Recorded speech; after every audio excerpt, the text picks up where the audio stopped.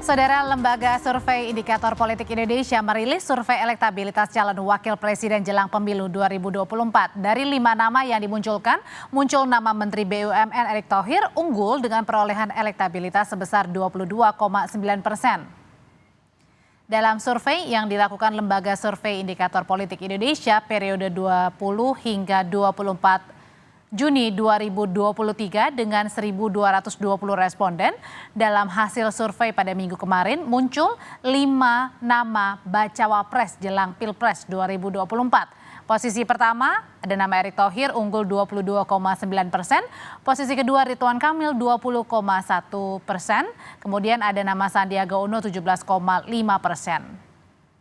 Yang berikutnya menduduki posisi keempat adalah nama Agus Harimurti Yudhoyono AHY dengan 12,5% persentasenya, dan di urutan kelima ada nama Khofifah Indar Parawansa 9,8%, dan 1% responden tidak menjawab atau tidak tahu.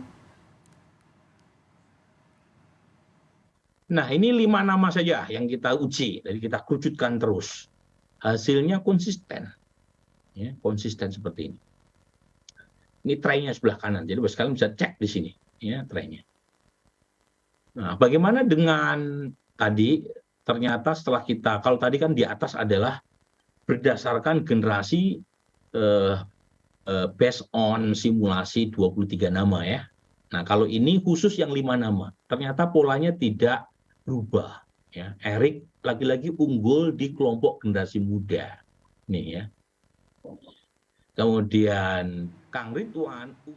Ketua DPP PDI Perjuangan Puan Maharani menyebut 5 nama bakal calon wakil presiden untuk Ganjar Pranowo. Siapa kira-kira yang paling mungkin dipilih Megawati Soekarno Putri? Erick Thohir, Sandiaga Uno, Andika Perkasa, AHY, atau mungkin Caimin? Kami bahas sore ini bersama dengan Yandri Susanto, Wakil Ketua Umum PAN, dan juga Adi Praitno, Direktur Eksekutif Parameter Politik Indonesia, dan juga ada Wasekjen P3 Rapi Herdiansyah. Sore Bapak-bapak. Sore, Assalamualaikum. Sore, Assalamualaikum warahmatullahi wabarakatuh. Waalaikumsalam. Saya mau ke Bang Yandri dulu nih, yang paling hot, yang paling panas belakangan tadi pagi baru berlangsung adalah makan pagi. Mas Erick, Pak Prabowo, Pak Ganjar, dan juga Mas Gibran. Ngomongin apa makan pagi tadi ini, Bang Yandri? Ya kalau makan biasanya ngobrolin makannya dulu kan, ini enak nggak makanannya?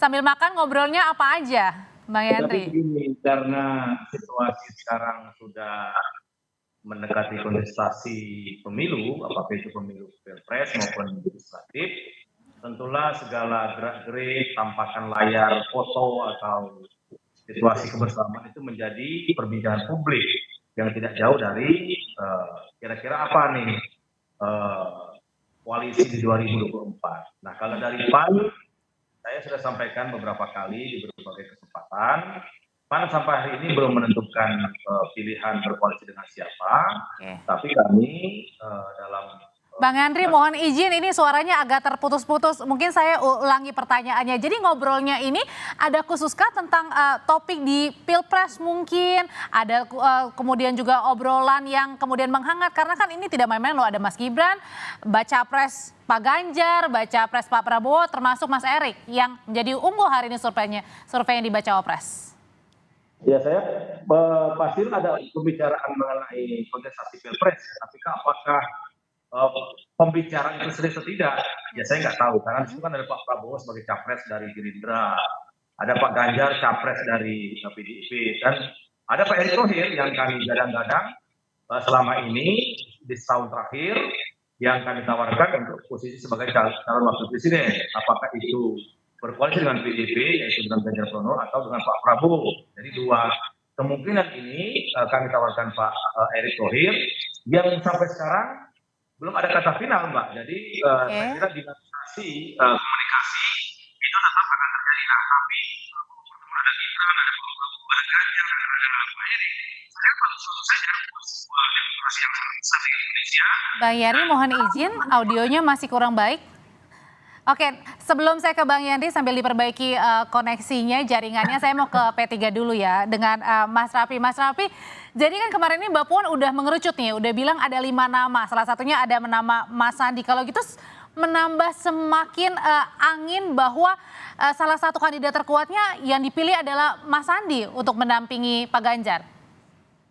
Iya, terima kasih Mbak. Tentunya kami sangat bergembira ya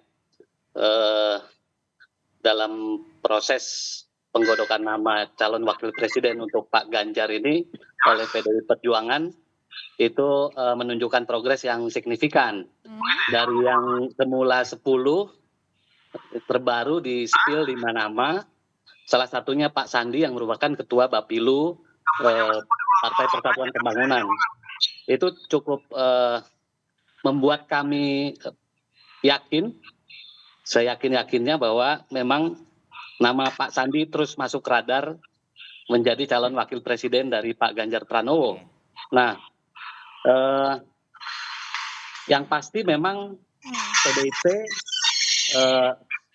menentukan calon wakil presiden ini penuh dengan kehati-hatian, kecermatan, dan bukan tanpa dasar tentunya memunculkan 5 nama, salah satunya Pak Sandi yang kita ketahui surveinya memang cukup tinggi untuk menjadi calon wakil presiden Pak Ganjar Pranowo. Oke, tapi Mas Raffi kira-kira ada kekhawatiran nggak sih sebenarnya saat ini yang dihadapi baik Mas Sandi dan juga P3? Karena kan ada nama-nama yang dimunculkan, 5 ini ada nama Mas Erik, kemudian ada nama Pak Andika, ada nama Mas Ahy, terakhir Caimin.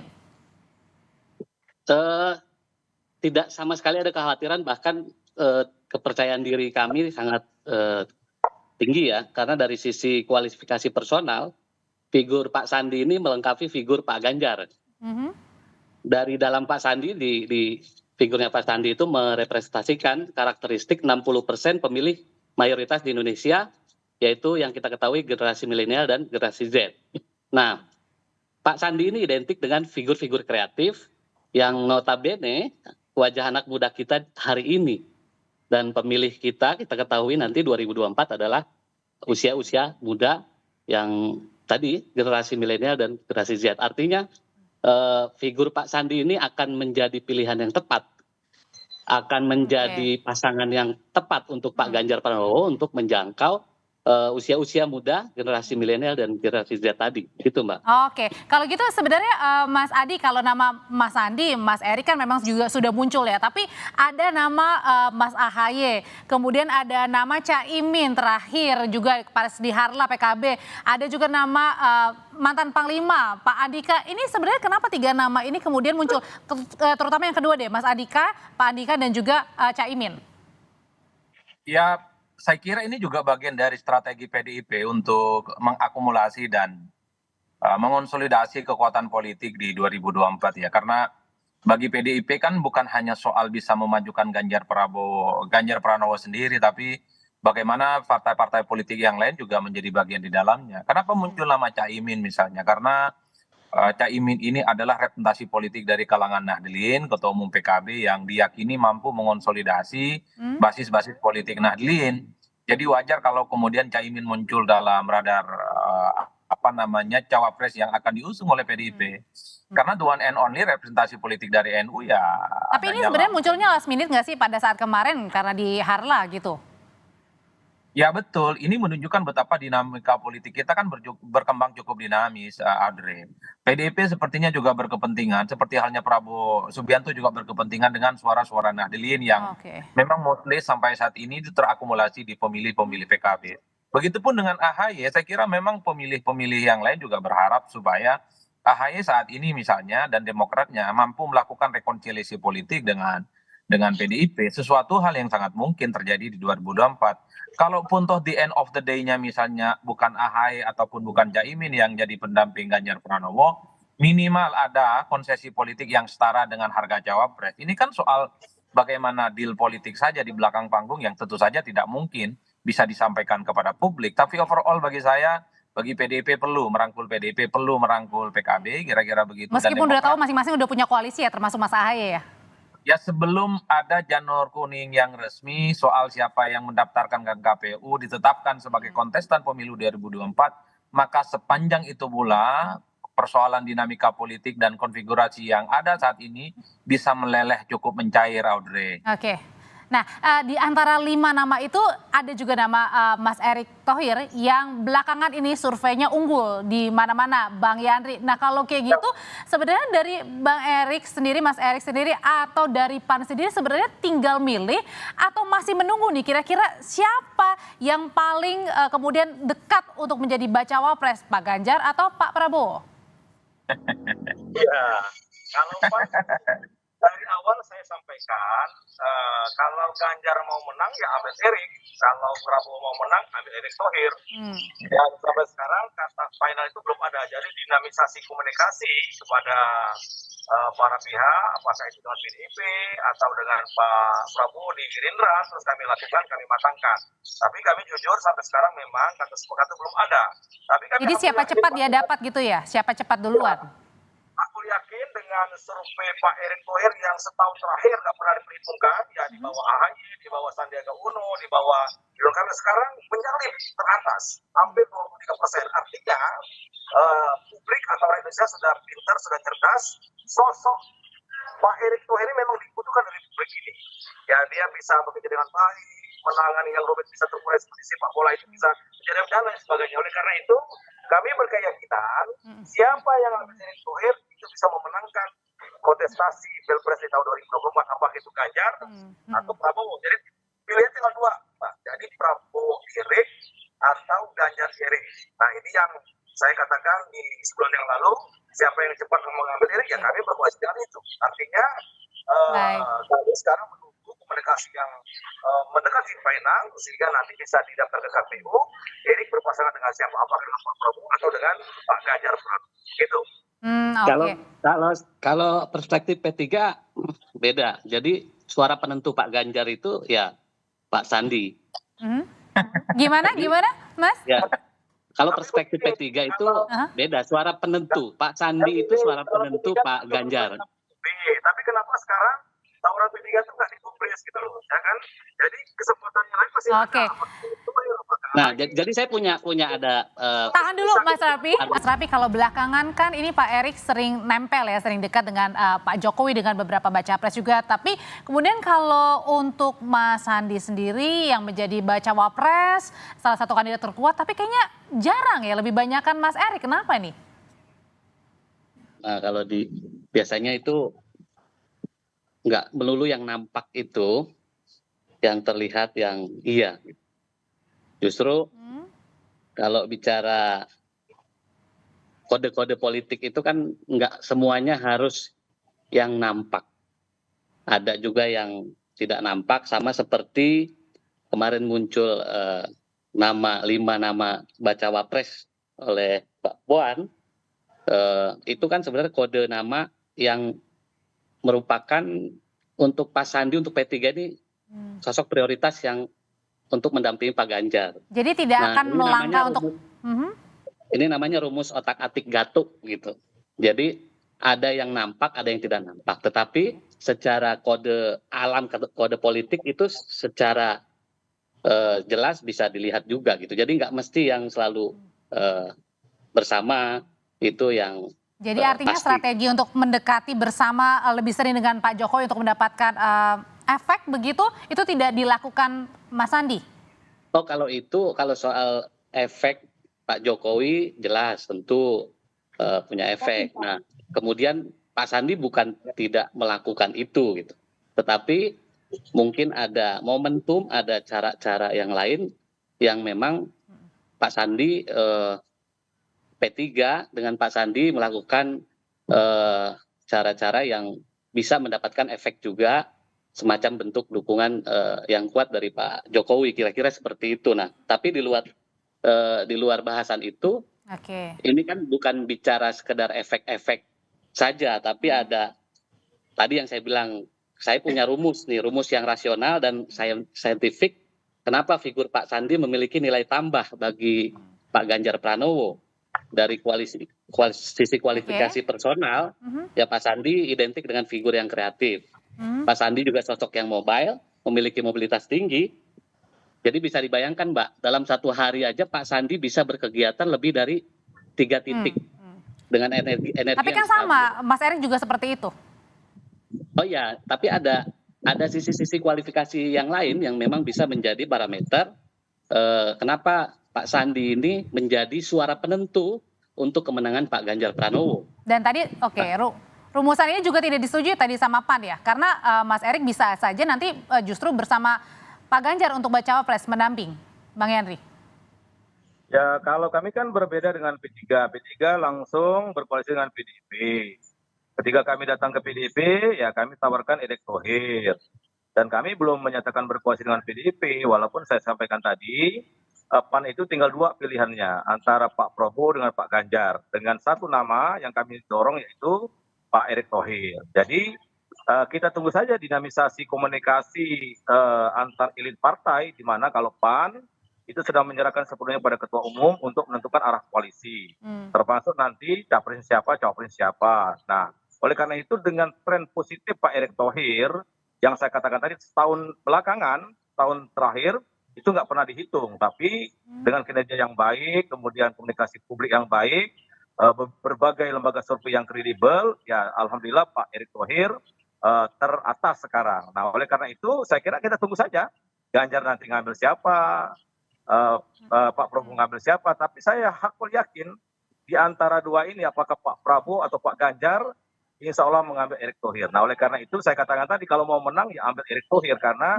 publik kan sekarang sudah pintar siapa yang layak dan tidak layak. Dan saya meyakini figur Pak Erick Thohir itu dibuktikan oleh publik hari ini. Bagaimana runyamnya sepak bola selama ini di tangan Pak Erick Thohir itu bisa selesai. BUMN selama ini tidak sehat, bisa sehat. Nah, oleh karena itu dibuktikan nilai di publik oleh masyarakat dengan survei paling tinggi hari ini, Pak Erick Thohir, yaitu hampir 23%.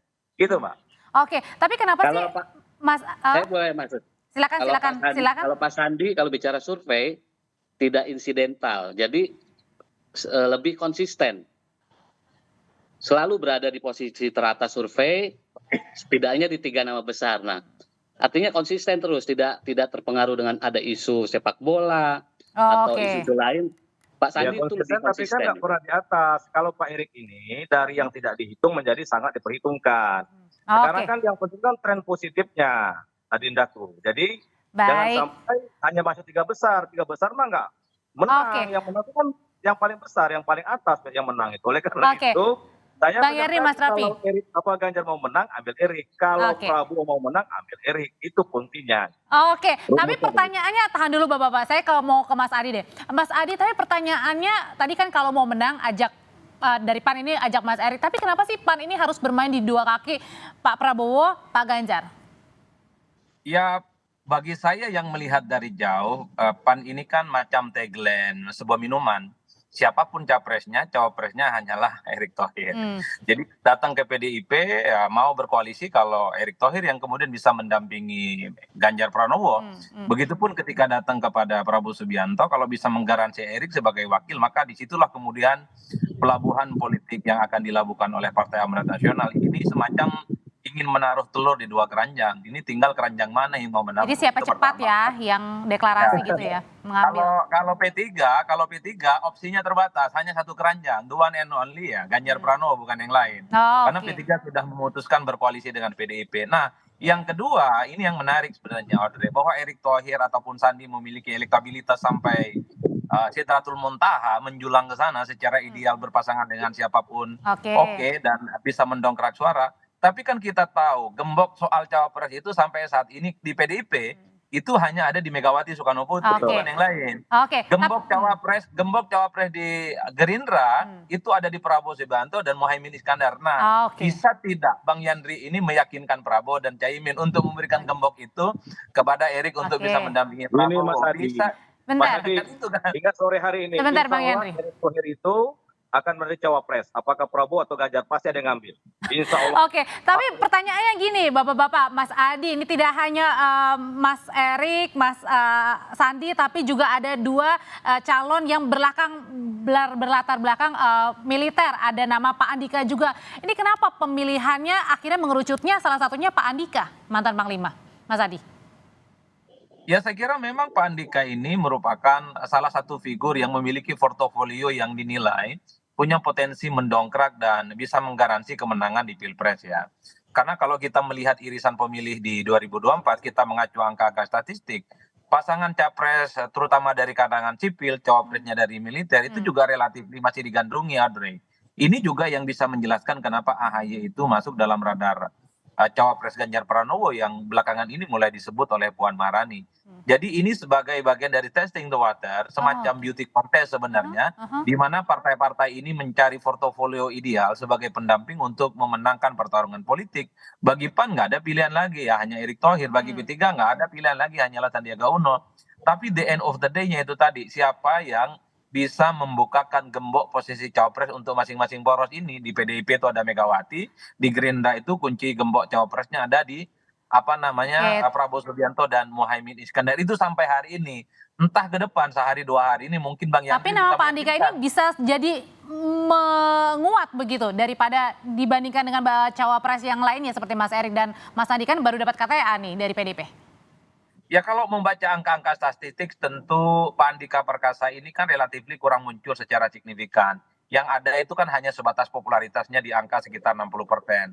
Elektabilitasnya juga tidak muncul secara signifikan. Cuman kan Pak Andika ini diuntungkan karena dekat dengan PDIP dan bahkan disinyalir sudah mendapatkan kartu anggota dari PDIP. Ini yang kemudian membuka peluang Andika Perkasa pun juga sangat mungkin akan dipilih oleh PDIP untuk mendampingi Ganjar Pranowo. Itu artinya PDIP akan memilih kader internal mereka untuk bisa maju di 2024. Tentu dengan tidak mengesampingkan partai-partai yang lain juga punya potensi untuk bisa dirangkul. Tapi overall bagi saya ini semacam cek ombak, cek pasar kira-kira dari sekian begitu nama yang dimunculkan, kira-kira siapa yang mendapatkan resultante, Oke. respon positif dan memungkinkan bisa mengunci kemenangan. Dan dari 5 itu sudah pasti ya atau mungkin justru jangan-jangan last minute muncul di luar 5 nama itu? Ya politik kan dinamis, Audrey, siapa dulu yang bisa menyangka Iya, tiba-tiba ada sebelum nama datang ke AHY, KPU semua tiba-tiba masih ada kita nama itu. Caimin, dan tiba-tiba ada nama Andika. Ya last minute-nya mungkin juga akan muncul dari tokoh-tokoh NU, muncul juga dari tokoh-tokoh Muhammadiyah yang seperti belakangan seliuran ya seringkali kita dengar. Bahkan kalau kita melihat Kiai Maruf Amin tiba-tiba jadi wakilnya Jokowi itu nggak ada dalam rumus itu. Oke. Ini soal bagaimana dinamika politik kita yang memang sering berganti musim dan cepat berubah di tikungan akhir. Jangan-jangan nanti belum tentu juga Mas Erik ini menjadi bacawa pres salah satunya jangan-jangan Bang Yandri. Kita aku yakin optimis ya karena Bang Erick Thohir ini dekat dengan semua kalangan, dengan Ibu dekat, dengan Muhammad dekat, dengan Pak Jokowi dekat, dengan Pak Ganjar dekat, dengan Prabowo dekat, artinya tidak punya handicap untuk berkomunikasi. Nah oleh karena itu komunikasi terus kami jalin, Pak dan Ketua Umum terus mematangkan arah koalisi. Dan saya katakan tadi siapa yang duluan ngambil Erick Thohir ya kita akan deklarasikan. Dan yang dipastikan SK tentu yang akan dibawa ke KPU supaya tidak lagi seperti kejadian sebenarnya Maruf Amin. Nah oleh karena itu kepastian Erick Thohir nanti berpasangan siapa mungkin tidak terlalu lama lagi karena kita juga butuh untuk melakukan konsolidasi di akar rumput. Maka komunikasi dengan partai politik Bang Jo selalu lakukan termasuk dengan Pak Jokowi. Kalau untuk Mas Andi sendiri, Mas Rapi, kemudian apa untuk mengejar untuk bisa unggul lagi nih surveinya? Karena kan tadi tidak main-main ya, 4 pesaingnya begitu untuk bisa unggul memenangkan hati Bu Mega juga. Mas Rapi? Silakan Mas Rapi, belum di-unmute. Oh, oke. Suaranya hilang ya, Mbak? Ya, aman ini, Mas, silakan. Oke, jadi kalau bicara kerjasama politik, terus soal siapa yang dipilih ini juga kan kita melihat irisan-irisan. Kalau bicara 5 tadi nama, irisan Pak Sandi, P3 sudah punya irisan dengan PDI Perjuangan, artinya koalisi atau kerjasama. Nah, tentu PDIP Perjuangan sebagai partai politik yang mengusung Pak Ganjar sebagai calon presiden, juga sebagai partai politik yang mengedepankan nilai-nilai kebangsaan, tentu akan melihat nilai irisan-irisan yang itu tadi secara etika, secara ini sudah punya kerjasama dengan partai mana. Nah, kalau bicara Pak Erick Thohir yang hari ini oleh PAN dan juga sedang berkomunikasi dengan Pak Prabowo, Oke. secara resmi belum punya kerjasama dengan PDI Perjuangan. Ya, Jadi kalau kita bicara head to head antara Pak Erick dengan Pak Sandi. karena P3 Singkat Bang Yandri. PDIP tidak merasa cukup dengan P3 saja, mungkin perlu menarik partai lain, termasuk partai PAN mungkin, ya kan? Baik. Karena dianggap itu dengan P3 nggak cukup, tarik PAN. Tapi saya bilang kalau mau PAN, Erick Thohir. Oke. Ya, tetapi secara positifnya. Mohon maaf Bapak-bapak, saya harus potong karena waktunya terbatas, tapi kita nanti akan ada di lain kesempatan, kita akan berdiskusi bersama. Terima kasih Bang Yandri, Mas Adi, Mas Raffi, sehat selalu. Oke, terima kasih. Assalamualaikum warahmatullahi wabarakatuh.